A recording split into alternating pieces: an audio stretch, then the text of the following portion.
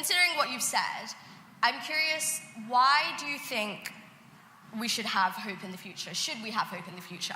And if so, how do you think that we can overcome this stagnation? Where does that change kind of begin? Well, I don't think the stagnation is absolute. And then you have all these questions, why it's happened. There's one argument that we've just run out of ideas. There's, all the low-hanging fruit's been picked. And I tend to think it's not that the cupboard is run out or that the low-hanging fruit's been picked. I tend to think it has to do with these regulatory, cultural changes where our societies become risk-averse. And it's very hard to change culture, but it's not, it's not absolutely impossible. So I don't think it's an impossible task.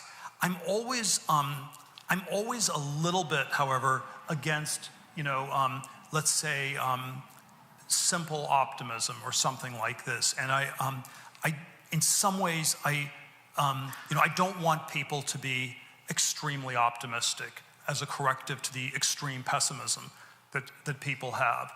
Because I always think that in some ways extreme optimism and extreme pessimism are very similar. Extreme pessimism tells you there's nothing you can do. Extreme optimism tells you there's nothing you need to do. You just, other people are going to build the future. You can just sit back and eat some popcorn and watch the movie of the future unfold. And so both extreme optimism and extreme pessimism converge on sort of laziness. And I want to have sort of a more, my preference would be for a somewhat more nuanced thing. There are things that are scary about it. There are things that are very dangerous about our world.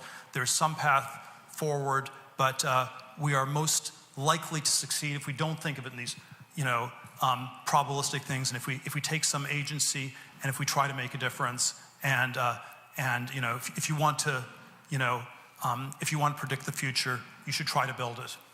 And speaking of the future and extreme pessimism or optimism, depending on